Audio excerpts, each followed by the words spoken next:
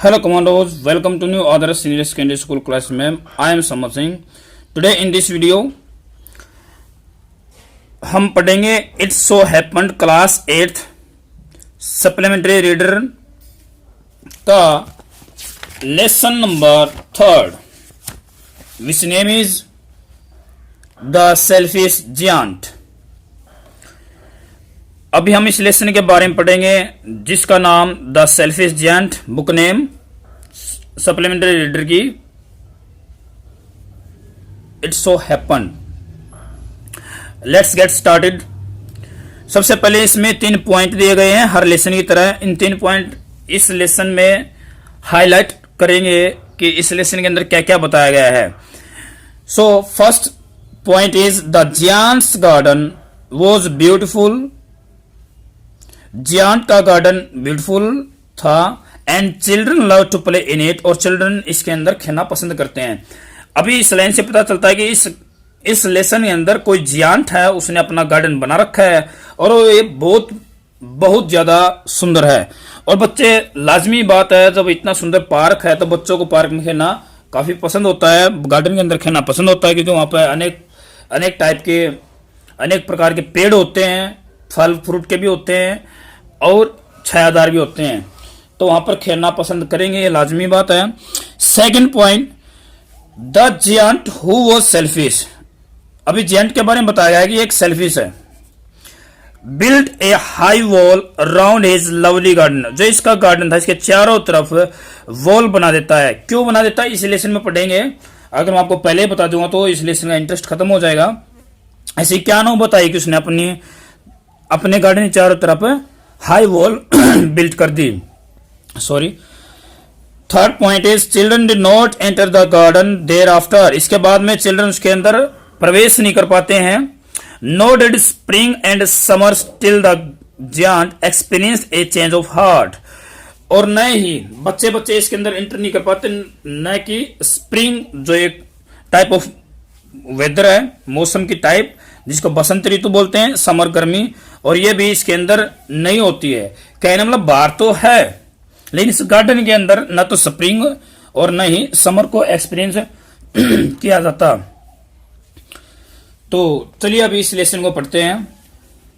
हमेशा की तरह इस लेसन को हम हिंदी एक्सप्लेनेशन के साथ में जो वर्ड मीनिंग ग्रामर कंसेप्ट होगा इसी के अंदर जो भी ग्रामर कंसेप्ट आएगा, और लास्ट में, वीडियो के लास्ट में आपको क्वेश्चन और मीनिंग क्वेश्चन मिलेंगे। तो देखिए, फिर स्टार्ट करते हैं इसको। Every afternoon as they were coming from school the children used to go and play in the giant's garden.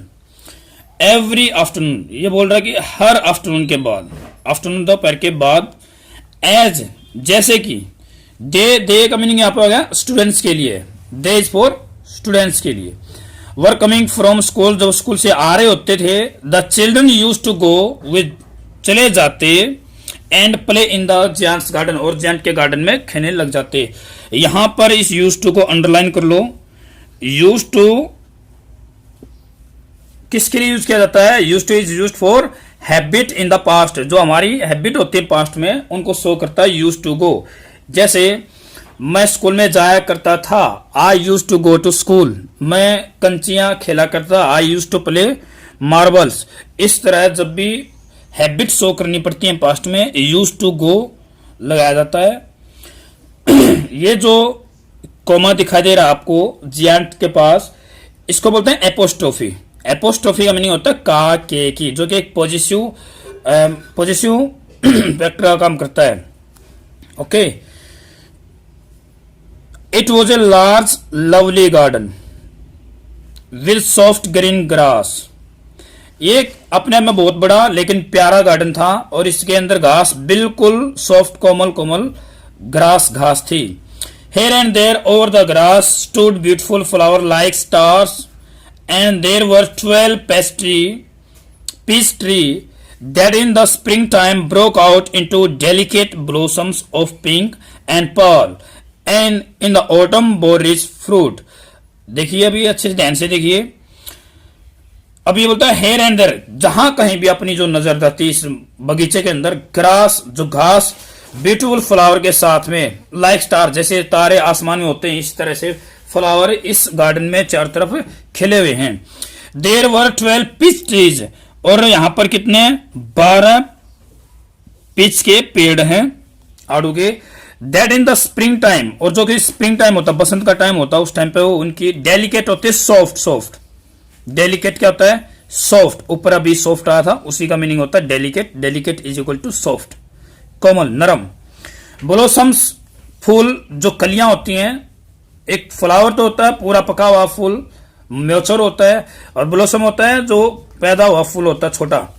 Of pink, हल्के हल्के गुलाबी रंग के ब्लोसम उनमें से पीच के जो पेड़ थे उनमें से निकल आते। एंड पर्ल, और पर्ल का मतलब यहाँ पर मोती, मोती तो होते नहीं है, मोती थोड़ी लगेंगे पेड़ को, कहने मतलब छोटे छोटे ऊनी जो ब्लोसम किसी तरह लगते हैं वो पर्ल की तरह, उनमें छोटे छोटे। अभी देखना इन द ऑटम, और जैसे ऑटम का टाइम आता पतझड़ का, तो वे बहुत ज्यादा फ्रूट देते।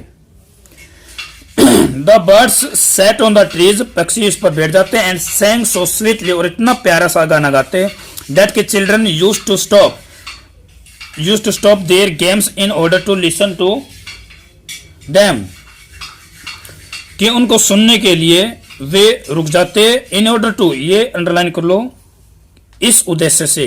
लिसन टू देम का मतलब था उनको सुनने के उद्देश्य से। क्यों रुक जाते?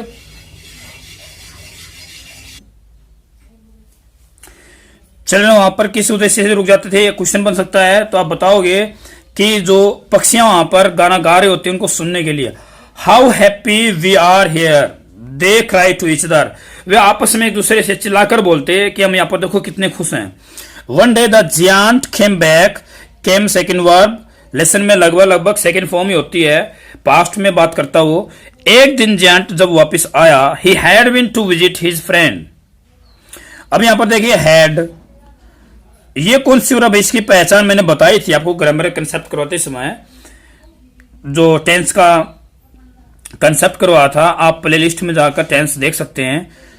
तो बीन हो गई यहां पर वर्ब थर्ड। मुझे कैसे पता चला? क्योंकि वर्ब थर्ड हमेशा हैज, हैव, हैड से पहले ही आती है। और बीन इज इक्वल टू, इसका मीनिंग क्या होगा? गो, वेंट, गोन। अब ये बोलता है जब वो वापस आया, तो इसका मतलब कहां पर गया हुआ था? अपने दोस्त के पास गया हुआ था। The Cornish ogre and had stayed with him for 7 years। अब इसका फ्रेंड का क्या नाम हुआ? कॉर्निश ओग्रे। कॉर्निश ओग्रे का मीनिंग आप यहां पे बिल्कुल स्पष्ट देख सकते हो, ए giant of Cornwall in the UK. UK हो गया यूनाइटेड किंगडम। और मैंने देखो यहां पे एक बात और क्लियर हो गई, जब मैंने बताया था जब किसी देश के साथ में किंगडम, यूनाइटेड, रिपब्लिक इस तरह से लिखता था, उससे पहले आर्टिकल दिया जाता है। और कुछ देश को शॉर्ट फॉर्म में लिखा जाता है, यूनाइटेड किंगडम को लिख दिया यूएसए, और सॉरी यूके लिखा, यूनाइटेड किंगडम क्या लिखा? यूके। और इसी तरह से यूनाइटेड स्टेट ऑफ अमेरिका होता है, उसको क्या लिखते हैं? यूनाइटेड स्टेट्स ऑफ अमेरिका क्या लिखते हैं? यूएसए। और उससे पहले भी आर्टिकल क्या आता? अपना दी ही आता है। तो बोलता है कि कॉर्नवॉल का एक बड़ा सा दानव, ये भी जियांट है। ओगरे, अगर ओगरे को अगर सेपरेट करके मीनिंग देखेंगे तो इसका मीनिंग होता है कहानियों में या फिर प्रयोग कहानियों में सुना जाता है कि एक प्रकार का क्रूल जियांट होता है, हु इट्स पीपल, जो लोगों को खाता है। तो कॉर्निश ओगरे का मतलब हो गया यूके में कोई कॉर्नवाल कोई जगह है और वहां पर कोई ओगरे रहता है। ओगरे का मतलब यहां पर पढ़ेंगे शैतान। And had stayed with him, कितने साल तक रहा वो? 7 years तक। कितने साल तक रहा? 7 years। When he arrived, जब वो वापिस आया, ही saw the children, उसने देखा ये बच्चे playing in the garden, कि गार्डन में बच्चे खेल रहे हैं। What are you doing here? आप यहाँ पर क्या कर रहे हो?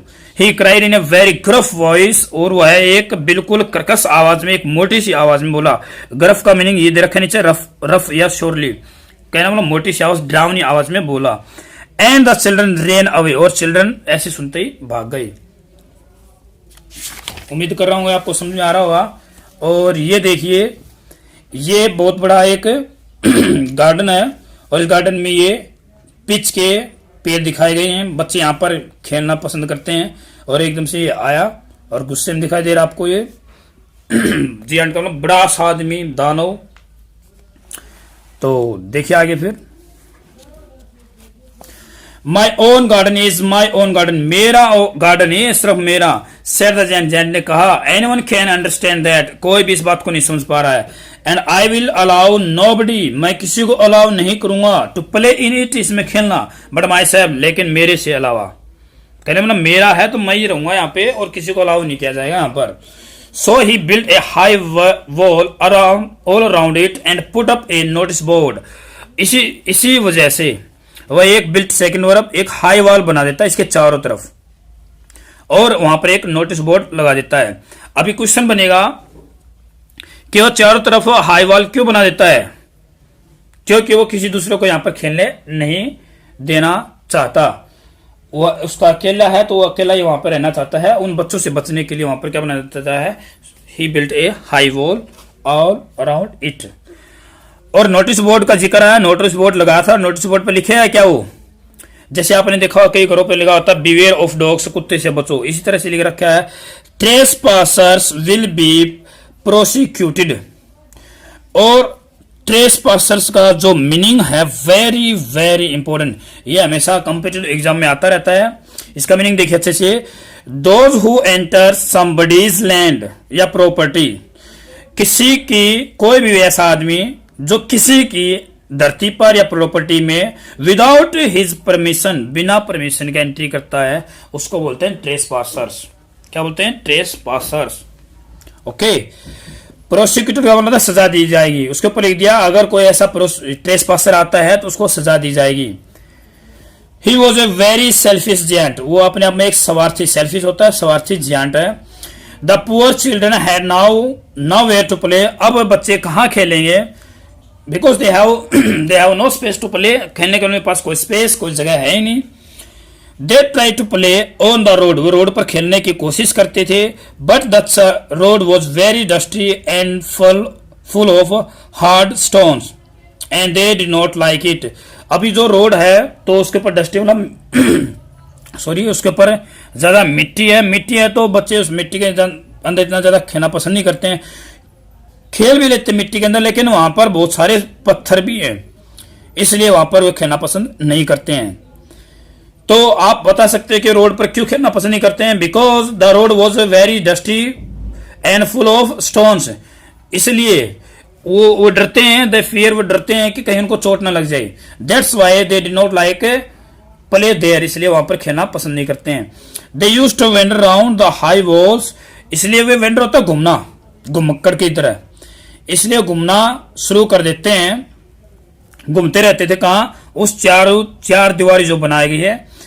When their lessons were over, जब भी उनका लेसन्स खत्म हो जाते, कहने जब भी स्कूल छुट्टी हो जाती, तब भी स्कूल से वापस आ रहे होते, तो वे इससे चार दीवारी के चारों तरफ घूम रहे होते। And talk about the beautiful garden inside, और जो अंदर जो ब्यूटीफुल गार्डन है उसके बारे में बातें कर रहे होते। How happy we were there, हम वहां पर कितने खुश थे। They said to each other, अब वे एक दूसरे को बोलते हैं, वहां पर लाइन आई थी how happy we are here, हम यहाँ पर कितने खुश हैं, लेकिन अभी ये बात पास्ट में चली गई, इसलिए बोलते हैं कि how happy we were there, हम वहां पर कितने खुश थे। देन द स्प्रिंग केम, तब क्या आती है? स्प्रिंग आती है। स्प्रिंग का मतलब बसंत ऋतु आई। And all over the country there were little blossoms and little birds, अब बोलता पूरे चारों तरफ दुनिया, इसमें देश में क्या हुआ, जितने पेड़ पौधे थे वे खिल उठे, और लिटिल बर्ड्स और छोटी छोटी पक्षियां वहां पर बहुत सारी हो गई। ओनली इन द गार्डन, केवल गार्डन में ही, ऑफ द सेल्फिश जेंट, जो सेल्फिश जेंट का था, इट वॉज स्टिल विंटर, अभी वहां पर क्या थी? विंटर थी। The birds did not care to sing in it, did not care to sing, कहने वाला पक्षी वहां पर गाना नहीं गाती थी। it as there were no children, क्योंकि वहां पर कोई बच्चे नहीं थे। there were no children, क्योंकि वहां पर पक्षियां गाना पसंद नहीं करती, क्योंकि वहां पर बच्चे थे ही नहीं। ट्री फॉरगॉट टू ब्लॉसम, और ट्री ब्लॉसम देना भूल गए थे, मतलब खिलना भूल गए थे, कहने वाला वहां पर खिल नहीं पाए। एक बात तो यहां पर है दोनों, ये समझो बाहर तो स्प्रिंग है लेकिन अंदर विंटर है। क्या कारण इस चीज का? इस पैर में अपने वो रीजन ढूंढने की कोशिश करनी है कि बाहर तो इतनी सारी मतलब इतना बढ़िया मौसम आया हुआ स्प्रिंग का, लेकिन यहाँ अभी भी ठंड है, विंटर है. Once a beautiful flower put its head out from the grass, but when it saw the notice board, it was so sorry for the children that it slipped back into the ground again and went off to sleep. अब देखिए, एक बार जब एक beautiful flower put its head out from the grass, जैसे ही घास से बाहर निकल के आता है खिलने के लिए, बट लेकिन व्हेन इट सा, जब उसने नोटिस बोर्ड को देखा और उस पर क्या लिखे उसको पढ़ा उसने और अपने आप को फील किया, it was sorry for the children, बच्चों के लिए मुझे बहुत ज्यादा खेद है, दुख है. It slipped back into the ground, वापस उसी ग्राउंड में चला गया, धरती पर चला गया. And went off to sleep, went off to sleep है ना, सोने के लिए चला गया. कहना मतलब जो खिलने वाला था वो मुरझा गया वापिस. The only people who were pleased were the snow and the frost. The only people केवल वे लोग who were pleased जो वहां पर खुश थे, कौन कौन थे वे? स्नो और फ्रोस्ट, बर्फ और पाला. फ्रोस्ट होते पाला, स्नो बर्फ. अब यहां पर स्नो और फ्रोस्ट को एक मानवीकरण करके लेखक ने इनका मानवीकरण करते हुए एक सजीव वस्तु की तरह इनका वर्णन किया है कि ये दोनों खुश हैं. यहां पर spring has forgotten this garden, spring यहां पर आने के लिए भूल गई है, फॉरगॉटन द गार्डन, इस गार्डन को भी भूल गई है.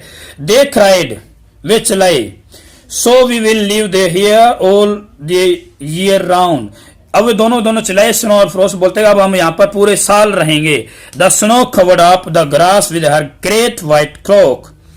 अब स्नो ने क्या किया, इस पूरे ग्रीन ग्रास को, जो हरी घास थी, इसको कवर कर दिया बर्फ के साथ में. एक क्लोक, ऐसा लगता था कि जैसे घास ने कोई कपड़ा, कोई चोगा, एक कपड़े से ढक दिया गया हो, white. And the frost painted all the trees silver, और पाला था जो सिल्वर टाइप का होता है, इसने पूरे पेड़ों को ढक दिया, पेंट, ऐसा लगता है जैसे पेंट कर रखा सिल्वर कलर से. Then they invited the north wind, और फिर इन्होंने किसको बुलाया? नॉर्थ विंड को, उत्तरी हवा को इनवाइट किया, बुलाया, टू स्टे विद देम, उनके साथ रहने के लिए. एंड ही केम, और वह आ भी गया. ही वॉज रैप्ड इन फर्स and he road all day about the garden. He was wrapped in furs. अब इसका मतलब हो गया, जो हवा थी, एक फर्स, जो बाल होते हैं उनकी, जैसे ऐसे लगता है जैसे लपेटी हुई है. एंड ही रोड, और वह चिल्लाया, कौन भाई? विंड, नॉर्थ विंड चिल्लाया. यहां पर इसको सी की जगह पे ही दिखाया गया है. ऑल डे, पूरे दिन वो गुर्रा के चलता रहता. And blew the chimney pots down, और जो वहां पर चिमनी थी, जो बर्तन थे वो नीचे गिरा दिए. This is a delightful spot, ये तो बहुत आनंददायक स्पॉट का मतलब स्थान है.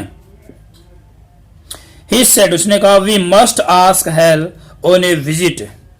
अभी मस्ट का यूज किया गया है. मस्ट का यूज क्यों किया गया है कि उसको जरूर पूछना चाहिए, ओब्लिगेशन. अब बोलता है देखो, पहले तो स्नो और यहां पर फ्रोस्ट मजे ले रहे हैं, उसके बाद उन्होंने अपने दोस्त को बुलाया, दो नॉर्थ विंड है जो कि ठंडी हवा होती है. अब इन तीनों ने सलाम लाई, क्यों ना हम हेल होते ओले को बुलाया जाए यहां पर. सो द हेल केम, और ओले भी आए. ओला भी, जो ओला होता है, बर्फ का जो टुकड़ा होता है, वो आया. Every day for 3 hours he rattled on the roof of a castle till he broke most of the slates and then he ran round and round the garden as fast as he could go. अभी क्या हुआ, जैसे hello आया, hello ने आते क्या किया, 3 घंटों तक प्रतिदिन, एवरीडे प्रतिदिन क्या किया, 3 घंटे तक. ही रेटल्ड, एक रेटल स्नेक होता है, रेटल स्नेक के पूछ पर एक रेटल होता है झुंझुना, जिस तरह से वो झुंझुना बसता है. तो ही यहाँ पर वर्ब की फॉर्म यूज किए, तो जिस तरह से वो, जैसे मान लिया जाए, आप थोड़ा इमेजिन करके देखो, जैसे ओले गिर रहे होते हैं और एक चद्दर की जो छत होती है इसके ऊपर गिर रहे होते हैं, तो जो जैसी वो आवाज आती है उसको रेटल्ड बोला गया है. कैस्टल होता है किला, किले की जो छत के ऊपर जो ओले गिर रहे थे और जो रेटल की आवाज आ रही थी झुंझुनी टाइप की. ही ब्रोक मोस्ट, तब तक आते जब तक उसने कई सारी स्लेटे, जो टाइल, जो प्लेट जो छत पर लगी हुई थी वो टूट न गई. Then he ran round and round, और चारों तरफ वो चलता रहा जितना तेजी से चल सकता था. कौन? वही अपना hail. He was dressed in grey and his breath was like ice.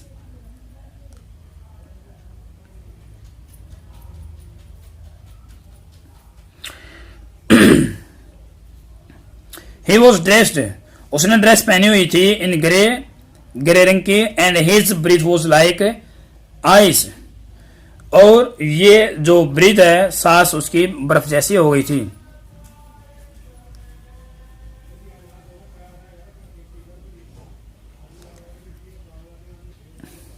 आगे देखिए. I can not understand why the spring is so late in coming, said the selfish giant as he sat at the window and looked out at his cold white garden. अभी बात क्या हुई, spring अभी वो अपने आप से पूछता है, अपने आप से बातें कर रहा है कि आई कैन नॉट अंडरस्टैंड, मैं समझ नहीं पा रहा हूं कि स्प्रिंग अभी इतनी लेट क्यों है. सेड द सेल्फिश जायंट बोलता है, जैसे ही set in the window at the window, खिड़की के पास बैठा होता है और बाहर की तरफ उस ठंडे व्हाइट गार्डन को देख रहा है.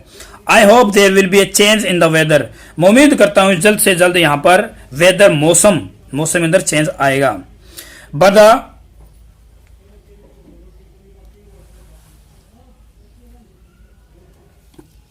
इस लाइन को मैं रिपीट कर देता हूं क्योंकि दिखाई नहीं दे रहा था. आई can not understand why the spring is so late in coming, said the selfish giant as he sat at the window and looked out at his cold white garden. I hope there will be a change in the weather. अभी इसका मतलब क्या हुआ, ये अपने आप से बातें करते हुए बड़बड़ा रहा है कि मैं समझ नहीं पा रहा हूं कि स्प्रिंग इतनी लेट क्यों हो गई है.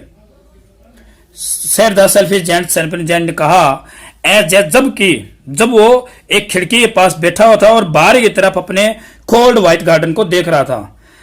उसने कहा, आई होप, उम्मीद करता हूं कि वहां पर जल्द से जल्द मौसम में तब्दीली, कहने मतलब चेंज आएगा.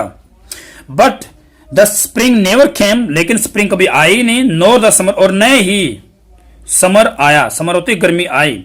The autumn gave golden fruit to every garden.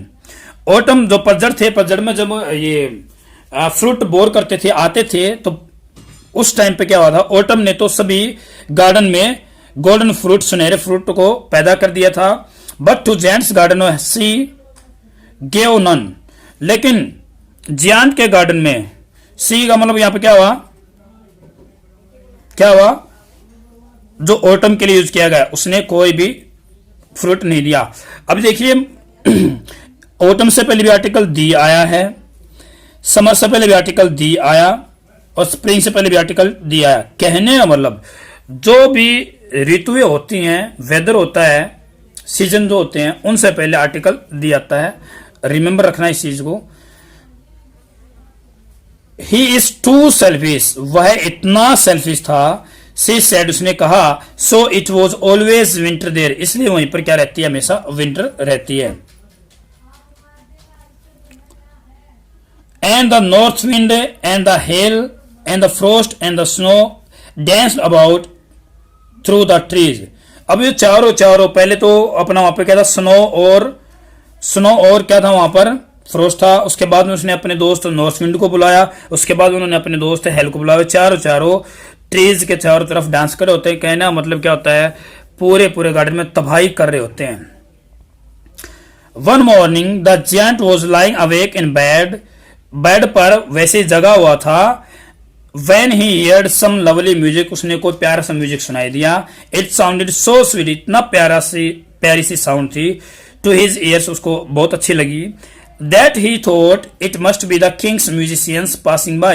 तब उसने सोचा कि ये जरूर, मस्ट का मनी यहाँ पे, कोई जरूर राजा का म्यूजिक संगीतकार होगा जो यहाँ से पासिंग बाय जो गुजर रहा है.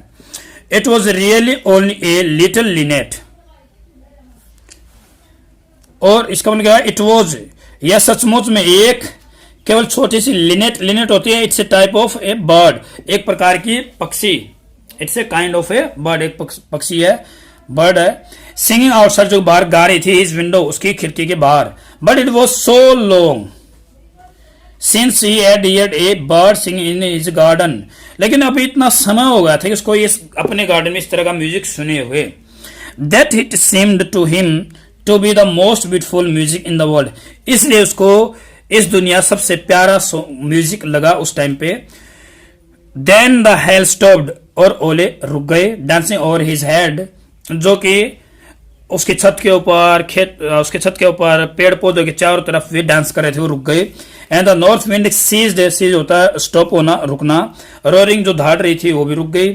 And a delicious perfume came to him, delicious का मतलब टेस्टी, परफ्यूम होता है सुगंध, क्या उसके पास आई। Through the open casement, casement क्या होता है, एक जो खिड़की होती है उसके एक तरफ जब कब्जे लगे हो रहते हैं उस पल्ले का जिक्र किया गया है। I believe the spring has come at last, और मैं विश्वास करता हूं कि आखिरकार स्प्रिंग आ ही गई। सेड द जियांट, जियांट ने कहा। And he jumped out of the bed and looked out, और वह तुरंत ही उसे अपनी बेड से कूदा और बाहर की तरफ देखा। अभी हम इसके जितना पढ़ा है इसके ऊपर बेस्ड कुछ क्वेश्चन करेंगे, तो चलिए फिर इसके क्वेश्चन कर लेते हैं। आपको क्वेश्चन हेल्प बुक की से करवाए जाएंगे। तो पहला क्वेश्चन देखिए, फिर दोनों अच्छे से समझने की कोशिश करना।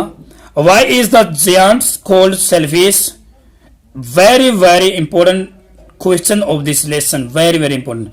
सेल्फिश, जियांट को सेल्फिश क्यों कहा गया है? आपको पता है वो एकदम से चिल्लाकर बोलता है ये गार्डन मेरा है तो मेरा है, वो बच्चों को खेलने नहीं देता है और उसके ऊपर अपना हक जताता है, उसके चारों तरफ दीवार बनाता है। यही लाइनें इसके अंदर मिलेंगी।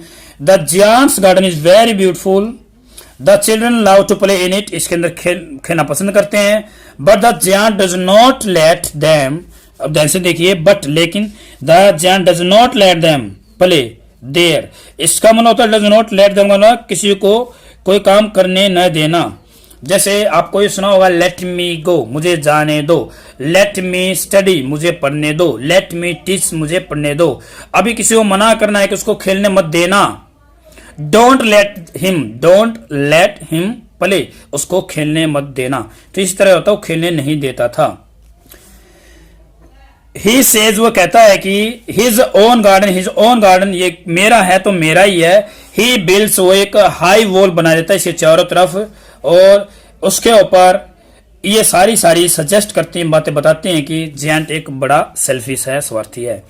जॉनो कमांडोस, फिर देखिए उसका गार्डन बहुत सुंदर है, उसके अंदर चिल्ड्रन खेलना पसंद करते हैं, लेकिन जियांट किसी भी बच्चे को खेलने नहीं देता है, और वह कहता है कि यह तो मेरा है तो मेरा ही है, और इसे चारों तरफ एक दीवार बना देता है। ओके, ये था इंपॉर्टेंट क्वेश्चन। मैं क्वेश्चन इसे सारे करवा दूंगा, जो इंपॉर्टेंट होंगे मैं उसके ऊपर इंपॉर्टेंट लिख देता हूं, ताकि आपको वे एग्जाम के हिसाब से करने ही करने हैं।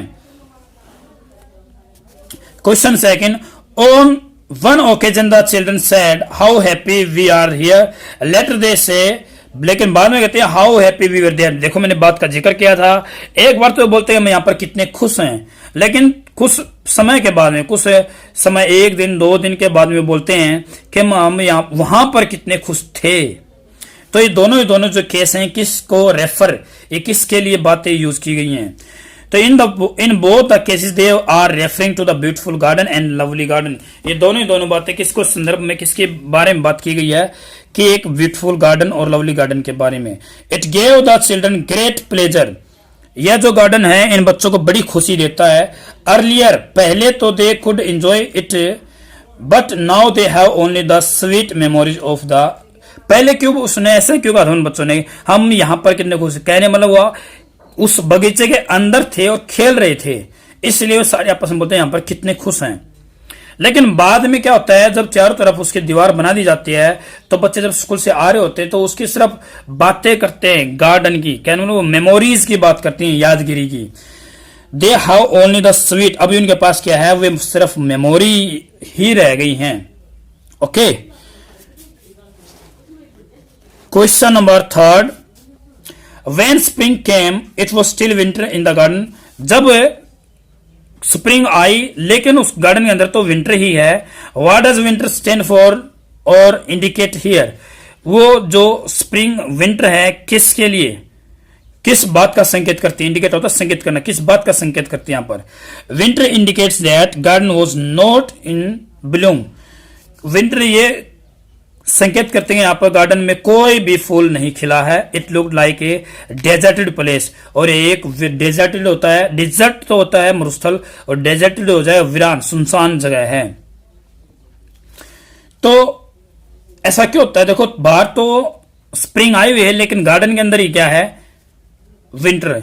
लेकिन ये है किसके लिए? लेकिन पूछने क्यों था ऐसा, तो ये सारी बातें आ जाएंगी। ऐसा क्यों था? क्योंकि चिल्ड्रन जियांट एक सेल्फिश जियांट है। He does not let them play, उनको खेलने नहीं देता है, उसके चारों तरफ दीवार बना देता है, वही बातें आएंगी, इसलिए वहीं पर विंटर रहती है। Next question, winter has been presented like a story with its own character and their activities. देखिए अभी बात आएगी,